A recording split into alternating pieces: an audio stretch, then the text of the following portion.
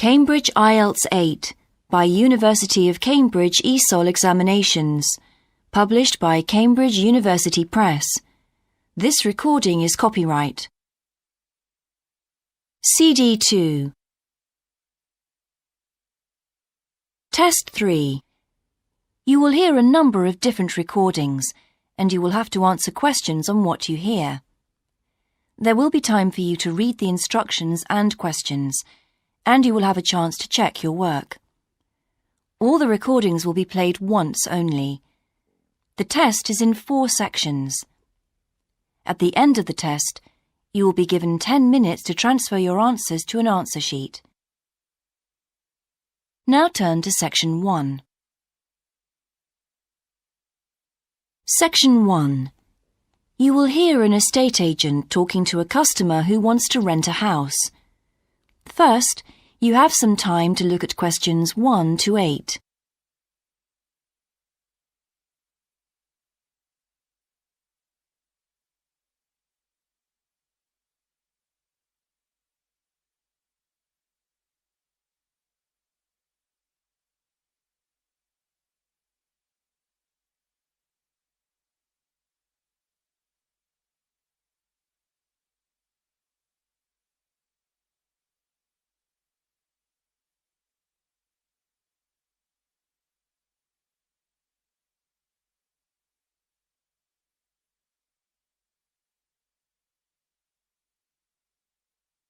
You will see that there is an example that has been done for you. On this occasion only, the conversation relating to this will be played first. Good morning. How can I help you? Hello. I'm interested in renting a house somewhere in the town. Right. Could I have your name, please? Yes, it's Stephen Godfrey. And tell me how many bedrooms you're looking for. Well, we'd need 4 because I'm going to share the house with 3 friends. The number of bedrooms needed is 4, so 4 has been written in the space. Now we shall begin. You should answer the questions as you listen, because you will not hear the recording a second time. Listen carefully and answer questions 1 to 8. Good morning. How can I help you? Hello. I'm interested in renting a house somewhere in the town. Right. Could I have your name, please? Yes, it's Stephen Godfrey. And tell me how many bedrooms you're looking for. Well, we'd need 4 because I'm going to share the house with 3 friends. OK. There are several of that size on our books. They mostly belong to families who are working abroad at the moment. What about the location? It'd be nice to be central. Oh, that might be difficult, as most houses of that size are in the suburbs. Still, there are a few. What's your upper limit for the rent? We'd like something around £500 a month, but we could go up to £600 if we have to. But we can't go beyond that. Do you know how long you want to rent the house for? The minimum let is 6 months, as you probably realise. We're at college here for 2 years, and we don't want to have to move during that time if we can avoid it. Right. And how soon do you want to move in? All our lets start on the 1st of the month. Well, as soon as possible, really, so that means September 1st. OK. Let me have a look at what we've got. We have photographs of all the houses on our book, so you can get an idea of what they're like. There's this one in Oakington Avenue at £550 a month, combined living room and dining room with a separate kitchen. It doesn't have a garage, though you can park in the road. We'd prefer to have one if possible. Right. Then have a look at this house in Mead Street. It's got a very large living room and kitchen, bathroom, cloakroom. How much is it? That one's £580. It's very well furnished and equipped. It also has plenty of space for parking, and it's available for a minimum of a year. Oh, and there's a big garden. I don't think we could cope with that, to be honest. We'll be too busy to look after it. OK. Then there's this older house in Hamilton Road. Living room, kitchen, diner, and it has a study. £550 a month. That looks rather nice. But whereabouts in Hamilton Road? Towards the western end. Oh, that'll be very noisy. I know the area. Yes, it's pretty lively, but some people like it, though. Well, what about this house in Devon Close? That looks lovely. There's a big demand for houses in that area, so prices tend to be quite high. But this one hasn't been decorated for a few years, which has kept the rent down a bit. It's got a living room, dining room and small kitchen, and it's $595 a month. I think it would suit you from what you've said. It sounds fine. Before you hear the rest of the conversation, you have some time to look at questions 9 and 10.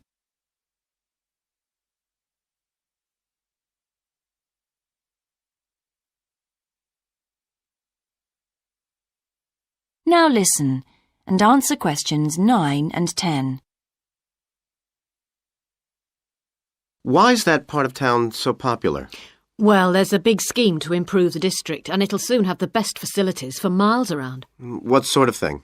There's a big sports centre under construction, which will be very impressive when it's finished. In fact, the swimming pool's already opened, ahead of schedule, and it's attracting a lot of people. What about cinemas? Are there any in the area? The only one closed down last year, and it's now in the process of being converted into a film museum. The local people are trying to get a new cinema added to the scheme. I think I heard something about a plan to replace the existing concert hall with a larger one. Ah, that's due to start next year. Well, it sounds an interesting area to live in. Could I go and see the house, please? Yes, of course. That is the end of section 1. You now have half a minute to check your answers.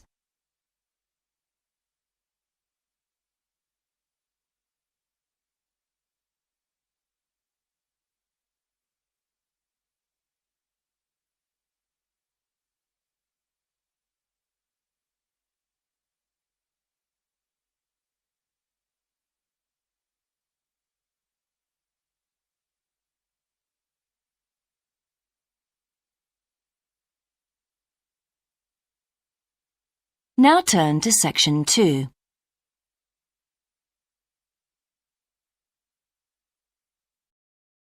Section 2. You will hear a man talking on the radio about a national arts centre.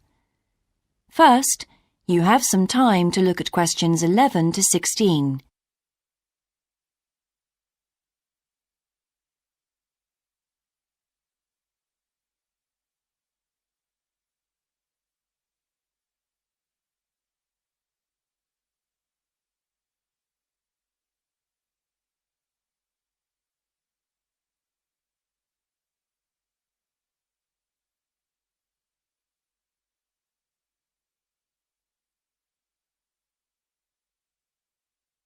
Now listen carefully and answer questions 11 to 16. Hello, and welcome to Focus on the Arts. I'm your host, Dave Green, and this is your very own local radio programme. Every Friday evening, we put the spotlight on different arts and culture facilities and look at the shows and events that are on offer in the coming week. And today, the focus is on the National Arts Centre. Now, if you don't already know it yourself, I'm sure you've all heard of it. It's famous throughout the world as one of the major venues for classical music. But did you know that it's actually much more than just a place to hear concerts? The centre itself is a huge complex that caters for a great range of arts.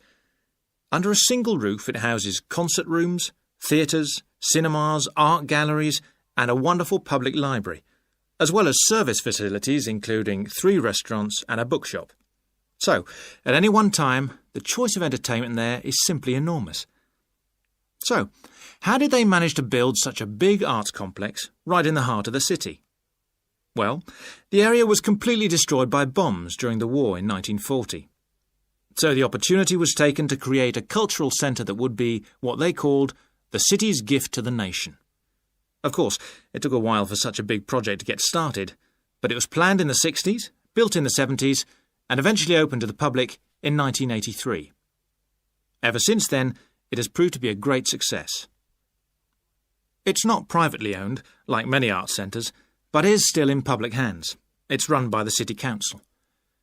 Both our National Symphony Orchestra and National Theatre Company were involved in the planning of the project, and they're now based there, giving regular performances every week.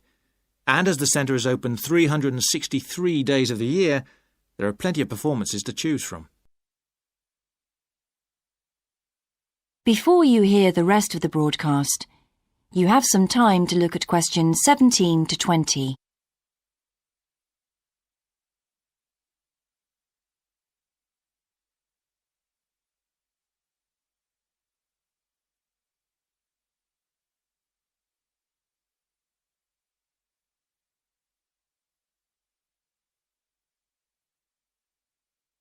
Now listen and answer questions 17 to 20.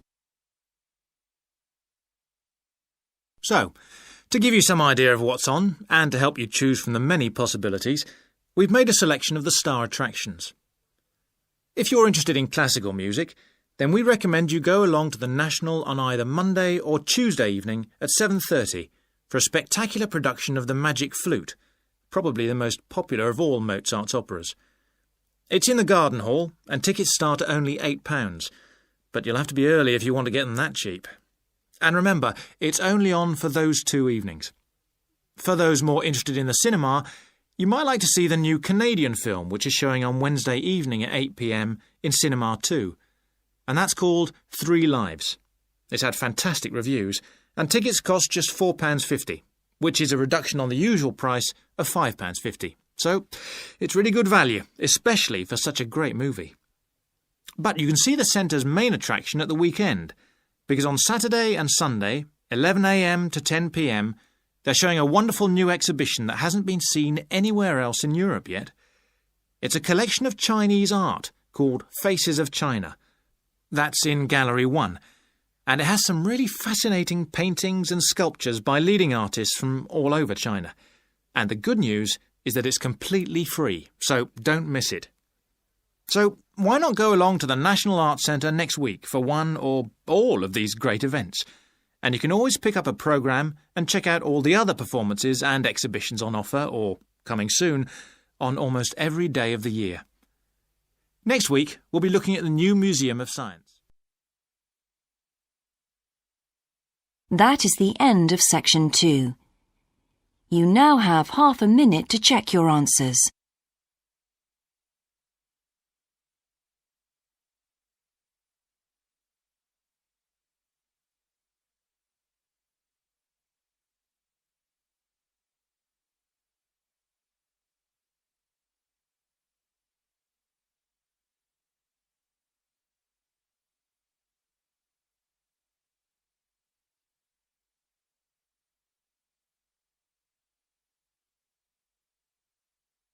Now turn to section 3.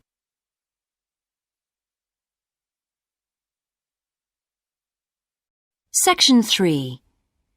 You will hear a university tutor and a new student called Paul discussing Paul's work experience and Latin American Studies course. First, you have some time to look at questions 21 to 26.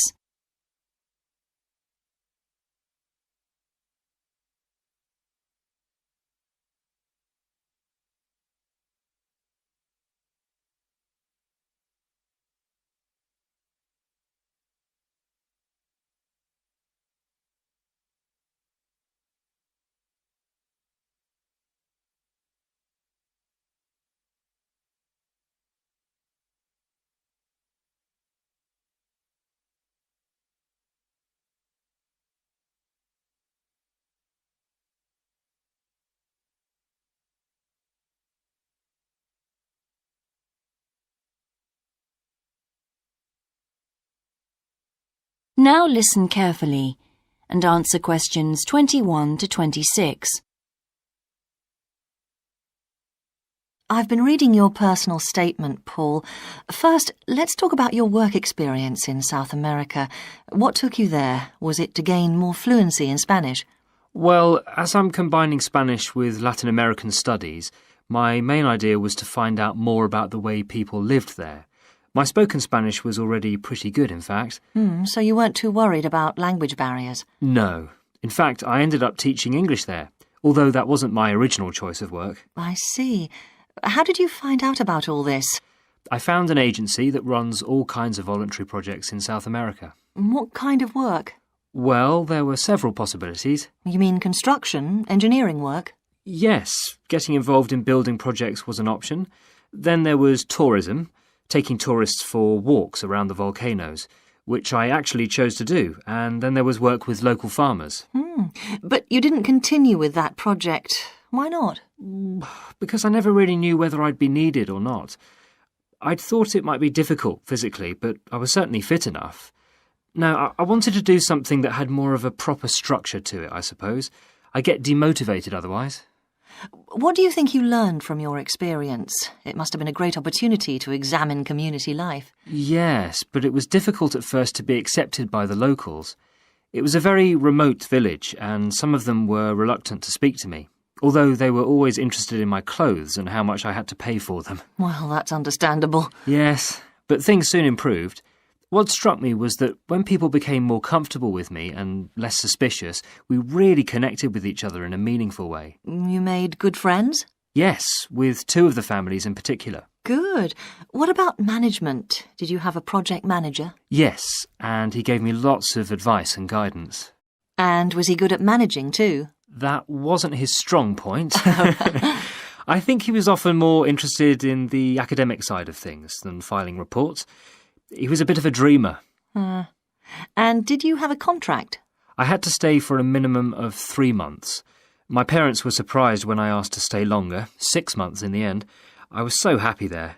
And did anything on the administration side of things surprise you? What was the food and lodging like? Simple, but there was plenty to eat, and I only paid $7 a day for that, which was amazing, really. And they gave me all the equipment I needed, even a laptop. You didn't expect that then? No. Well, I'll look forward to hearing more. Before you hear the rest of the discussion, you have some time to look at questions 27 to 30.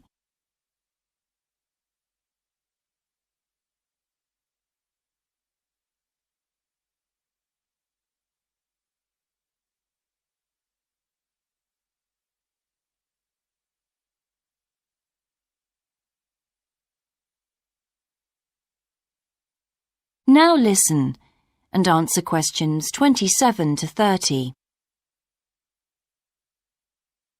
But now let's look at these modules.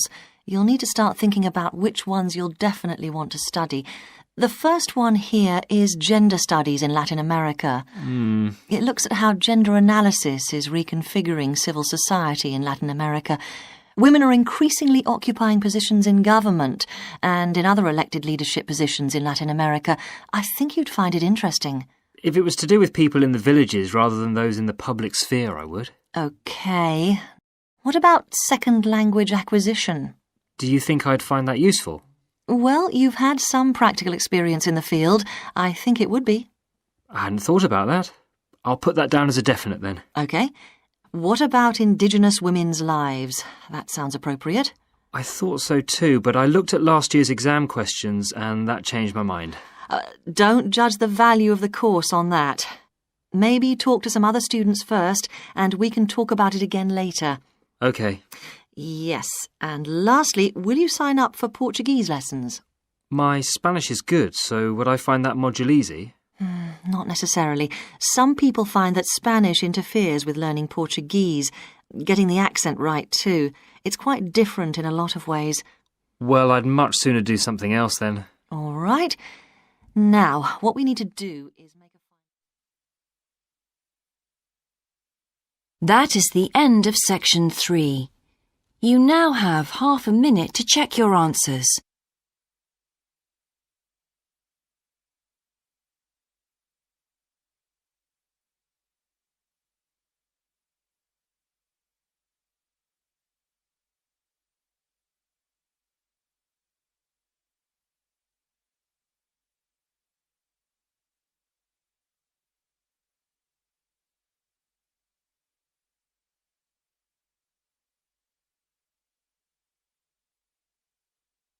Now turn to section 4.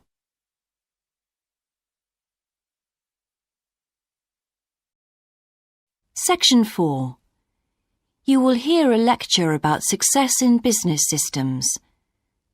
First, you have some time to look at questions 31 to 40.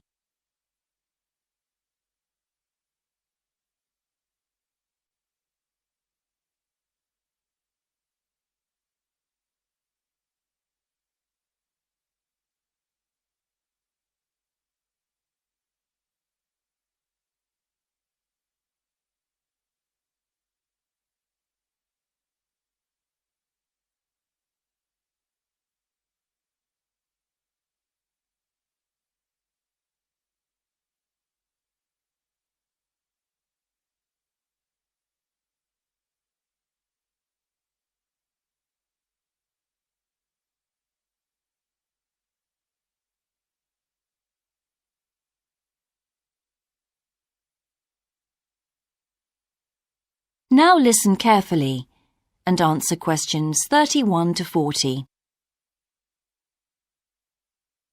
Good morning, everyone. In the last few lectures, I've been dealing with business finance, but now I'm going to move on to business systems. And in today's lecture, I'm going to talk about what can go wrong when businesses try to copy their own best practices.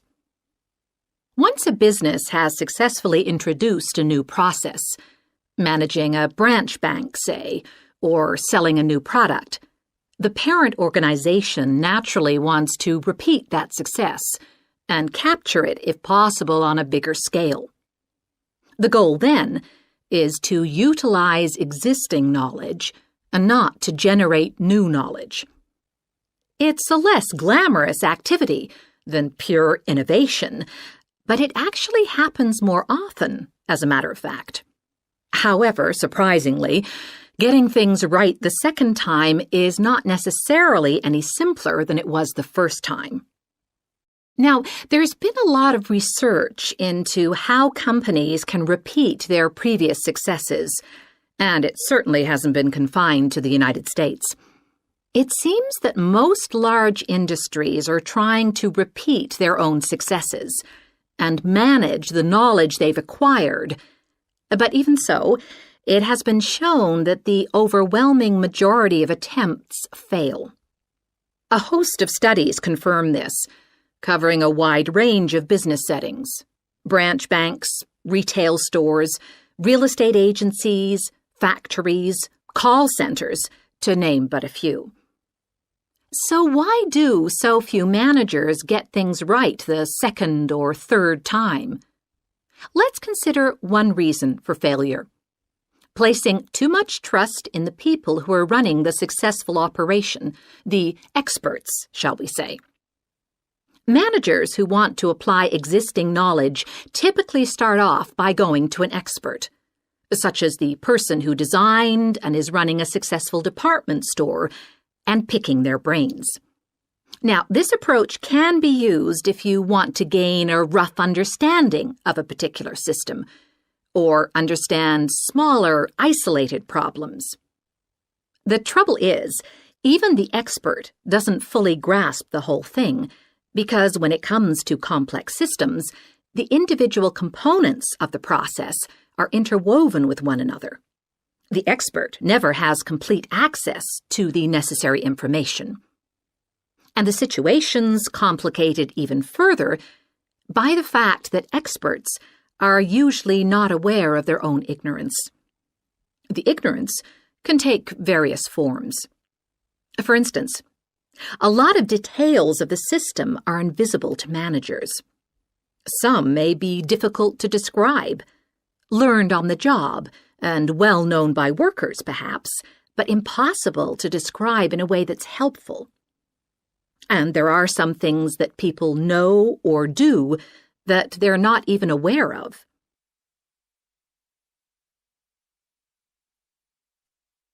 Now, let's consider two types of mistake that can occur when a manager actually starts to set up a duplicate system to replicate a successful process.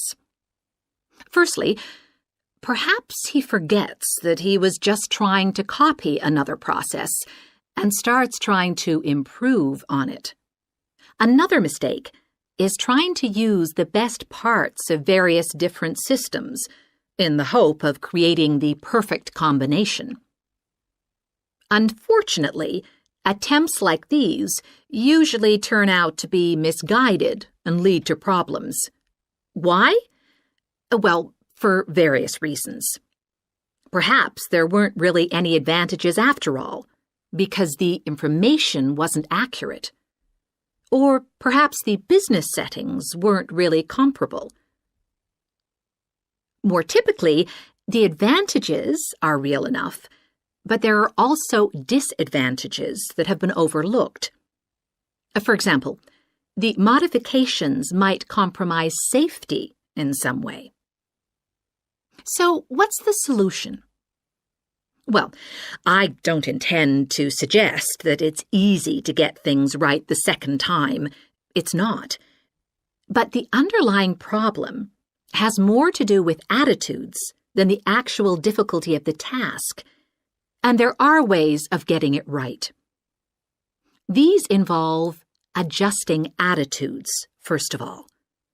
Being more realistic and cautious, really.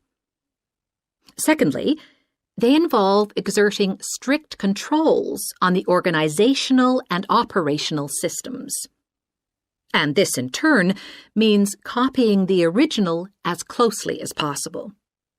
Not merely duplicating the physical characteristics of the factory, but also duplicating the skills that the original employees had. Reliance on a template like this offers the huge advantage of built-in consistency. That is the end of section 4. You now have half a minute to check your answers.